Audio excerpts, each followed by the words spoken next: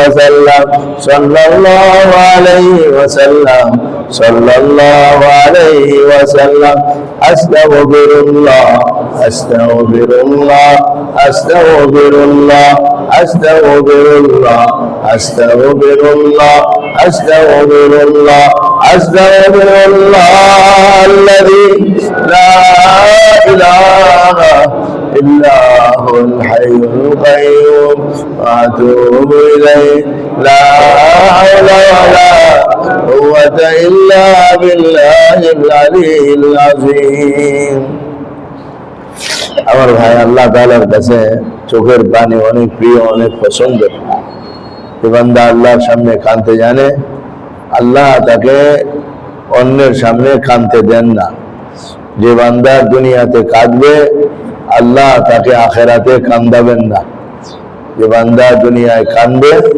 আল্লাহ তাকে আখেরাতে কান্দাবেন না দুনিয়ার এই অল্প সময় পুরাটাও জীবন যদি কারো কান্নায় চলে যায় তারপরেও কোনো ক্ষতি নাই এমন এক জীবন আসবে যে জীবনে কোনোদিন তার কান্নার প্রয়োজনই হবে না পক্ষান্তরে দুনিয়ার এই জীবনে যে কান্দে না আল্লাহর কাছে মাফ চায় না আল্লাহকে ডাকে না হ্যাঁ আল্লাহকে ভয় করে না আল্লাহর মহব্বতে নিজেকে বিগলিত করে না ওর জন্য তো ভয়াবহ দিন অপেক্ষা করতেছে জন্য আমার ভাই আল্লাহকে বুঝে রাজি খুশি করা একেবারেই সহজ একেবারেই সহজ এই কারণেই তো নবীজি বলছেন আর দোয়া ও মুখল ইবাদত দোয়া হইল ইবাদতের মগজ দোয়াকে ইবাদতের মগজ বানায় দিয়েছে সারা শরীরের মধ্যে মগজ ছাড়া যেমন মানুষ অচল দোয়া ছাড়াও মানুষের জীবন অচল দোয়া ছাড়া মুসলমানের জীবন অচল এই জন্য দোয়াকে মগজ বানায় দিয়েছে মগজটা যদি ঠিক থাকে হাত না থাকলেও কিছু হবে না পা না থাকলেও চলবে মগজটা যদি ঠিক থাকে দোয়াও যদি ঠিক থাকে আমাদের অন্যান্য ইবাদতের ত্রুটি এগুলো এর দ্বারা আল্লাহ তাআলা দূর করে দেবে হ্যাঁ এই জন্য দোয়া অনেক বড় জিনিস দোয়া দোয়া ও সিলাহুল মুমিন এক হাদিসে আছে দোয়া হলো মুমিনের অস্ত্র দোয়া হলো মুমিনের অস্ত্র অস্ত্র দিয়া যেমন নিজের আত্মরক্ষা করে মানুষ ঠিক তেমনি ভাবে মুমিন দোয়া দিয়া নিজের আত্মরক্ষা করে হ্যাঁ ভাই দোয়ার অনেক পাওয়ার দোয়ার পাওয়ারের কোনো শেষ নাই এজন্য মন্দির লাগায়া চোখের পানি ফেলা নিজেকে অপরাধী মনে করে আল্লাহর কাছে দোয়া করা দরকার কে জানে আর আমরা কয়দিন বাঁচবো আল্লাহ ছাড়া এরপরে আর কান্নার কোনো সুযোগ আছে এরপরে আল্লাহকে ডাকার কোনো সুযোগ আছে এরপরে আর আমি আল্লাহকে ভালোবাসি এই কথা বলার কোনো সুযোগ আছে বলার কোনো সুযোগ নেই জীবনটা তো দিছেন এটা বুঝাইবার জন্য যে বান্দা তুমি কি আমার ভালোবাসো তুমি কি আমাকে মহব্বত করো তুমি কি আমাকে ভয় পাও তুমি কি আমার জান্নাতের আশা রাখো তুমি কি আমার জাহান্নাম থেকে বাঁচতে চাও এই কথাগুলো বলো তুমি এনাও তোমার 60-70 বছর এটা জীবন দিলাম এগুলো বলতে থাকো যদি আমার কাছে ভালো লাগে তোমার কথা পছন্দ হয় তাহলে আমি তোমার জাহান্নাম থেকে বাঁচাই দেবো জান্নাতি বানায় দেবো এগুলো বলার জন্যই তো পাঠাইছেন আমরা তো ছিলামই জান্নাতে এখান থেকে পাঠাইছেন কেন পাঠাইছেন তো বলার জন্য বলতে থাকো দেখি কাঁদতে থাকো দেখি চাইতে থাকো দেখি বলার জন্যই পাঠাইছেন আল্লাহ যেন আমাদেরকে খুব বেশি বলবার তৌফিক দান করে খুব কানবার তৌফিক দান করে নীরবে নির্জনে রমজান মাস আসতেছে ভোর রাতে উঠা লম্বা সময় যেন কান্না করা যায় লম্বা সময় যেন কান্না করা যায় প্রস্তুতি গ্রহণ করা দরকার খাইতে খাইতে সময় শেষ করে দেওয়ার জন্য না কানতে কানতে মাস পার করে দেওয়ার জন্য ভাই নিজেদেরকে নিজেরা তৈরি করি নিজেদেরকে নিজেরা বানাই নিজেদেরকে নিজেরা সাজাই নিজেদেরকে নিজেরা বানাই আমার কেউ বানায় দিব না আমাকে বলে দিতে হবে নবী এসে শিখায় গেছে ওরা শুধু আম্বিয়ারা বলেই যাবে আমাকে বানায় নিতে হবে আলিমদের সোহবতে থেকে তাদের থেকে শিখতে হবে আল্লাহর কাছে কিভাবে কাঁদতে হয় তাদের থেকে শিখতে হবে আল্লাহর কাছে কিভাবে চাইতে হয় তাদের থেকে আল্লাহর ভালোবাসা শিখতে হবে তাদের থেকে আল্লাহ রসুলের মহব্বত শিখতে হবে এই জন্য তো হক্কানি আলেম ওনাদের খুঁজে বের করতে হয় হক্কানি আলেমরা কোথায় যারা আল্লাহর ভয়ে বিগলিত হয়ে যায়, আল্লাহর ভয়ে বিগলিত হয়ে যায়, যারা আল্লাহর জন্য কান্দে, যারা আল্লাহকে ভয় পায়, আল্লাহর ভয়ে তারা ডানেও যায় না, বামেও যায় না, শুনে দাঁড়ায় থাকে। ওই সমস্ত আল্লাহ ওয়ালাদের থেকে শিখতে হয়। আল্লাহ আমাদেরকে তৌফিক দান করে। দরুদ শরীফ আল্লাহুম্মা সাল্লি আলা মুহাম্মাদ ওয়া আলা আলি মুহাম্মাদ কামা সাল্লাইতা আলা ইব্রাহিম ওয়া আলা আলি ইব্রাহিম ইন্নাকা হামিদুম মাজিদ। আল্লাহুম্মা বারিক আলা মুহাম্মাদ ওয়া আলা আলি মুহাম্মাদ কামা বারাকতা আলা ইব্রাহিম ওয়া আলা আলি ইব্রাহিম ইন্নাকা হামিদুম মাজিদ। اللهم انت السلام وانت السلام تبارك ربنا وتعاليك يا ذا الجلال والاكرام. ربنا ظلمنا انفسنا وان لم تغفر لنا وترحمنا لنكونن من الخاسرين. ربنا اتنا في الدنيا حسنه وفي الاخره حسنه وقنا عذاب النار. رب ارحمهما كما ربياني صغيرا. رب ارحمهما كما ربياني صغيرا. اللهم آت نفسي تقواها وزكها أنت خير من زكاها أنت وليها ومولاها. اللهم حبب إلينا الإيمان وزينه في قلوبنا وكره إلينا الكفر والفسوق والعصيان واجعلنا من الراشدين. اللهم لا تزغ قلوبنا بعد إذ هديتنا وهب لنا من لدنك رحمة إنك أنت الوهاب. إنك أنت الوهاب. إنك أنت الوهاب. আল্লাহ আমরা গুনাহগার বান্দা, এখানে নামাজের পর আপনার কালামকে সামনে নিয়ে আপনার মহব্বতের কিছু কথা বলে আপনার মোবারক দরবারে হাজির হয়েছি। আল্লাহ আপনার মেহরবানি করে আমাদের জিন্দেগির গুনাহগুলো মাফ করে দেন। আল্লাহ আমাদের ছোট বড় কবিরা সগীরা শিরকি বেদাতি জানা অজানা ইচ্ছা অনিচ্ছা প্রকাশ্য গোপনে যত গুনাহ করে ফেলেছি সব গুনার জন্য তওবা করতেছি। আপনি আমাদের তওবাকে কবুল করেন, আপনি আমাদেরকে মাফ করে দেন। আল্লাহ রমজান মাস আমাদের দরজার কাছে চলে আসছে।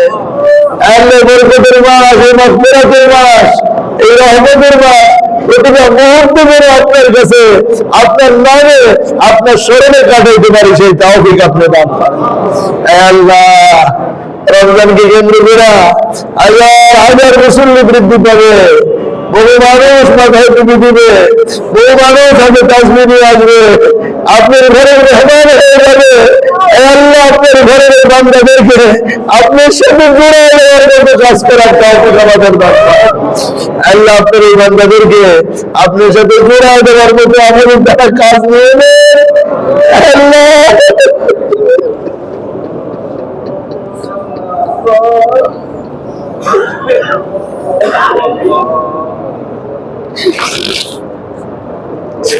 আমাদেরকে আপনার দিনের কাজে লাগাইয়া দেন, আপনার ইসলামের খেদমতে আমাদেরকে লাগাইয়া দেন, আপনার দিনের কাজে আমাদেরকে লাগাইয়া দেন।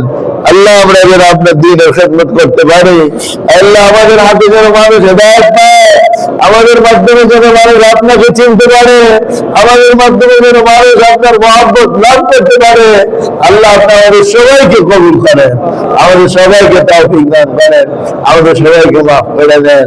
আল্লাহ আমরা দুটো প্রোগ্রাম করার ফিকির করতেছি, আল্লাহ আপনি দয়া করে কবুল করেন, আল্লাহ আপনি দয়া করে কবুল করেন, আল্লাহ আপনি দয়া করে কবুল করেন, আল্লাহ আপনি দয়া করে কবুল করেন, আল্লাহ আপনি দয়া করে কবুল করেন। আল্লাহ আপনি আমাদের কাজ করার তৌফিক দান করেন।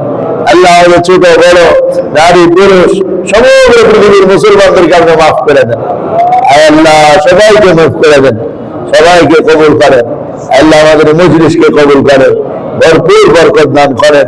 আপনার কোরআনের মহব্বত আর ভালোবাসা নিয়ে আমার ভাইয়েরা বসে থাকে, আপনার কালামের মহব্বতই তাদেরকে বসায় রাখছে, আর কোন মহব্বত নেই। আপনার মহব্বত, আপনার নবীর মহব্বত, আপনার কালামের মহব্বতে বসেছে। আল্লাহ সবাইকে জাযায়ে খায়ের নসিব করেন, সবাইকে উত্তম বদলা দান করেন, সবাইকে উত্তম বদলা দান করেন। আল্লাহ আমাদের আব্বা আম্মা, ভাই বোন, পাড়া প্রতিবেশী, বন্ধু বান্ধব, শিক্ষক ছাত্র সবাইকে আপনি মাফ করে দেন, সবাইকে আপনি কবুল করেন, সবার গুনাহগুলো মাফ করেন। আল্লাহ আল্লাহুম্মা বারিক লানা ফি রাজাব ওয়া শাবান ওয়া বাল্লিগনা রমাদান। আল্লাহুম্মা বারিক লানা ফি রাজাব ওয়া শাবান ওয়া বাল্লিগনা রমাদান। আল্লাহুম্মা বারিক লানা ফি রাজাব ওয়া শাবান ওয়া বাল্লিগনা রমাদান।